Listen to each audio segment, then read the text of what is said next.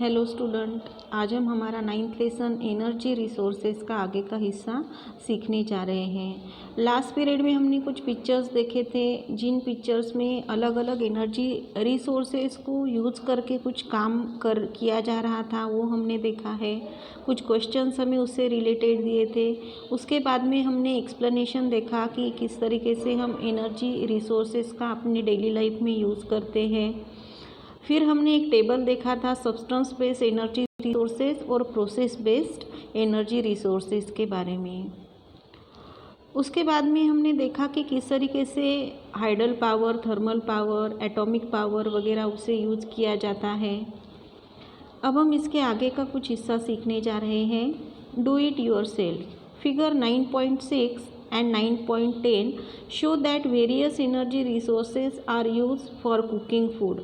9.6 और 9.10 ये जो पिक्चर्स हमें बताए हैं, उसमें हमें अलग अलग एनर्जी रिसोर्सेज फूड कुकिंग करने के लिए, खाना बनाने के लिए किस तरीके से यूज़ किए जा रहे हैं, इसके बारे में बताया है। लिस्ट देम, आपको उनकी लिस्ट बनानी है। देखिए यहाँ पर 9.7 में आपको बताया है एक कोल बर्नर है, उसके बाद में केरोसिन से चलने वाला स्टोव है, उसके बाद में गैस स्टोव है, और ऊपर के पिक्चर्स में भी आपको कुछ अलग अलग यहाँ पर एनर्जी रिसोर्सेज बताए हैं, आपको उनको लिखना है। Now classify them using the chart we have studied. और इसके पहले हमने जो प्रोसेस बेस्ड और सब्सटेंस बेस्ड रिसोर्सेज का टेबल देखा है, तो इस लिस्ट को आपको उसमें क्लासीफाई करना है।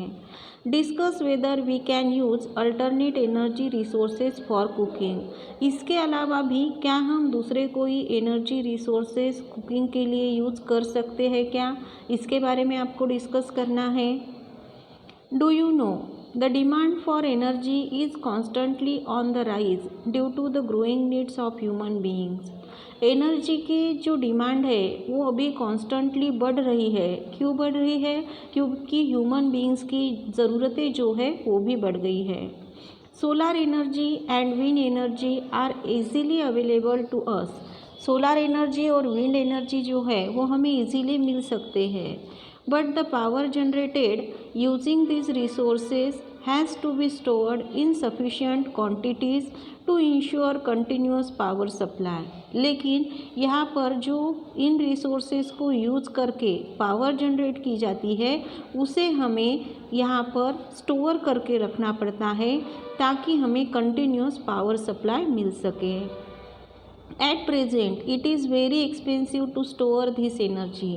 प्रेजेंट टाइम में इस एनर्जी को स्टोर करना बहुत महंगा हो चुका है। Efforts are on to make this resources affordable through research. Research के थ्रू इस एनर्जी को, ये जो यूजेज है उसके, इसे हम अफोर्ड कर सकेंगे, इसके लिए हमें कोशिश करनी है। Explanation, substance based energy resources के बारे में हमें बताया है। Would in villages, would is used on a large scale for cooking on earthen stoves. लकड़ी जो होती है तो विलेजेस में अर्दन स्टोव्स मीन्स मिट्टी से बने हुए जो चूल्हे रहते हैं, उनके ऊपर खाना बनाने के लिए ज़्यादा करके लकड़ी का यूज़ किया जाता है। सेकंड है इसमें coal. Long ago plant and animals remains got buried due to the earth movement. बहुत पहले ज़माने में प्लांट और एनिमल्स जो है उनके रिमेन्स मीन्स उनके डेड बॉडीज़ के जो कुछ हिस्सा बचता था, वो अर्थ के मूवमेंट होने की वजह से बरी हो जाते थे, दफनाए जाते थे। They were then decompose due to pressure and heat. और उसके बाद में अर्थ के अंदर की जो हीट और प्रेशर है उसकी वजह से उनका डिकम्पोजिशन होता था, living behind the element carbon. और जब इनका डिकम्पोजिशन होता है तब ये पीछे कार्बन इस एलिमेंट को छोड़ देते हैं। That is how coal was form. और उसका फिर कोल बनता है, और इस तरीके से कोल बनता है। Coal is use for different purposes according to its quality. Coal जो है उसकी क्वालिटी के हिसाब से अलग अलग कामों के लिए यूज़ किया जाता है।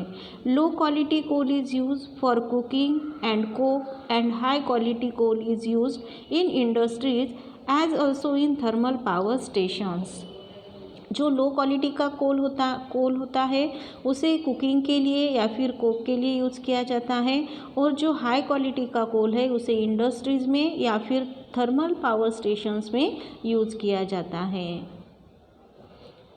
Mineral oil and natural gas like coal, these were also produced due to earth movements। Mineral oils और नेचुरल गैस जो है ये भी कोल की तरह ही अर्थ की मूवमेंट की वजह से प्रोड्यूस होते हैं।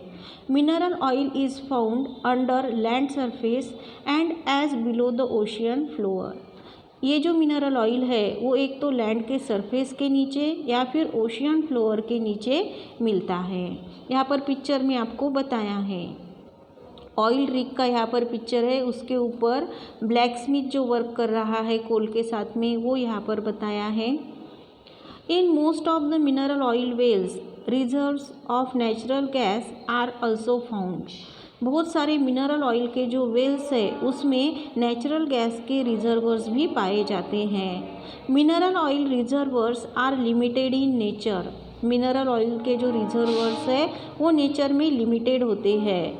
However this oil is in great demand. और ये जो ऑयल होता है इसकी बहुत ज़्यादा डिमांड है। Hence it cost is very high. और इसीलिए उसकी कीमत भी बहुत ज़्यादा है। It is called black gold because it has a blackish colour and it is costly. इसे ब्लैक गोल्ड कहा जाता है क्योंकि उसका कलर ब्लैकिश होता है और उसकी कीमत भी बहुत ज़्यादा होती है। These energy resources are used in thermal power generation। ये जो एनर्जी रिसोर्सेस है उन्हें थर्मल पावर जनरेशन में यूज़ किया जाता है। Study the distribution of mineral oil and coal fields in India as shown in figure 9.14। यहाँ पर हमें मिनरल ऑयल और कोल फील्ड्स के कुछ डिस्ट्रीब्यूशन बताए हैं, उन्हें हमें स्टडी करना है। फिगर 9.14 में ये बताया है। देखो आपको यहाँ पर एक मैप दिया हुआ है। Use the map to answer the questions given below it. ये मैप आपको इंडिया का दिया है। यहाँ पर major coal and mineral oil के फील्ड्स आपको बताए हुए हैं।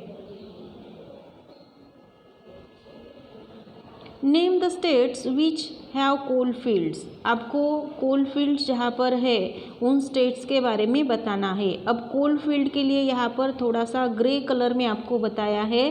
तो यहाँ पर आता है जैसे रत्नागिरी है, उसके बाद में झारखंड के कुछ एरिया में आता है,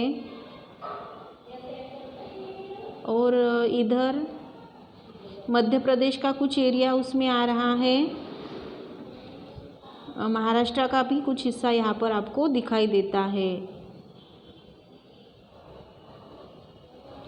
उसके बाद में सेकंड क्वेश्चन है name the mineral oil field in the Arabian sea. Mineral oil के जो फील्ड है उसे थोड़ी सी लाइनिंग और डॉट की वजह से बताया है। तो अरेबियन सी में यहाँ पर आपको गुजरात दिखाई देता है, दमन है, गुजरात का कुछ हिस्सा यहाँ पर मिनरल ऑयल के लिए आता है, और इधर आपको अरुणाचल प्रदेश का कुछ हिस्सा जो है वो भी बताया गया है जहाँ पर मिनरल ऑयल पाया जाता है। Name two states which have coal fields on a large scale. अब दो ऐसे स्टेट्स आपको बताने हैं जहाँ पर बहुत ज़्यादा कोल पाया जाता है। तो एक झारखंड आएगा यहाँ पर, और दूसरा आता है छत्तीसगढ़ आता है। Which mineral oil fields are located in north east India. North east India में कौन से यहाँ पर आपको मिनरल ऑयल्स के फील्ड बताए हुए हैं। फिगर में आप उसको देख सकते हैं। The reserves of which mineral are found in the Godavari basin. Godavari के बेसिन में कौन से हमें यहाँ पर रिजर्वर्स, कौन से मिनरल ऑयल के रिजर्वर्स देखने को मिलते हैं। तो यहाँ पर गोदावरी रिवर बेसिन यहाँ पर थोड़े ब्लू कलर में बताया है आपको कौन सी रिजर्वर्स वहाँ पर आपको देखने को मिलते हैं। Which of the states have mineral reserves in the Godavari basin. Next हमको दिया है biogas. Biogas can be generated from biotic waste material such as faeces of animals and dead leaves, shells etcetera. Biogas जो है तो उसके generate करने के लिए बायोटिक वेस्ट मटेरियल जो है उसे यूज़ किया जाता है, जैसे कि एनिमल्स डेड होने के बाद में डेड लीव्स जो होते हैं या फिर शेल्स वगैरह होते हैं, इनका यूज़ करके बायोगैस जनरेट होता है। This energy can be used for domestic needs such as cooking, heating, water, lighting lamps etc. इससे जो एनर्जी तैयार होती है वो डोमेस्टिक नीड्स को पूरा करने के लिए, जैसे कि घर के कामों के लिए जिसमें कुकिंग आता है, हीटिंग, वाटर, पानी गर्म करने के लिए और लैम्प्स वगैरह लगाने के लिए किया जाता है। Some farmers have raised biogas plant in their own yards to cater to the domestic needs. बहुत सारे जो फार्मर्स है वो अपने आंगन में बायोगैस का जो प्लांट होता है वो यहाँ पर तैयार करते हैं ताकि उनके घर में के जो ज़रूरत के काम है इस बायोगैस की एनर्जी की वजह से वो पूरे हो सकें। Energy from waste material. Waste is generated daily on a very large scale in big metropolitan cities. Waste जो है बहुत बड़ी बड़ी सिटीज़ में बहुत ज़्यादा स्केल पर, बहुत ज़्यादा जगहों पे जनरेट यहाँ पर कलेक्ट किया जाता है। Waste disposal is a major problem in such places. बड़ी बड़ी मेट्रोपॉलिटन सिटीज़ में ये जो वेस्ट है उसे किस तरीके से डिस्पोज किया जाए ये बहुत बड़ा सवाल बन गया है। This waste can be segregated to use the biotic component to generate gas. ये जो वेस्ट होता है उसे बायोटिक कंपोनेंट यूज़ करके उस पर गैस जनरेट करने के लिए उसे यूज़ किया जा सकता है। This gas can then be use to generate power. और इससे जो गैस तैयार किया जाता है वो बाद में पावर जनरेट करने के लिए भी यूज़फुल होता है। In future this may help to solve the problem of waste disposal in cities. और फ्यूचर में जो वेस्ट डिस्पोज करने का प्रॉब्लम आज सिटीज़ में क्रिएट हो रहा है तो इस प्रॉब्लम को सॉल्व करने के लिए इसकी हेल्प हो सकती है। Also the cities can become self reliant in terms of their power requirement. और ये जो सिटीज़ हैं इनसे दो फ़ायदे हो सकते हैं। एक तो उनका वेस्ट डिस्पोजल का प्रॉब्लम सॉल्व होगा और वो पावर रिक्वायरमेंट के लिए सेल्फ रिलायंट हो जाएंगे। आगे का हिस्सा हम नेक्स्ट पीरियड में देखेंगे।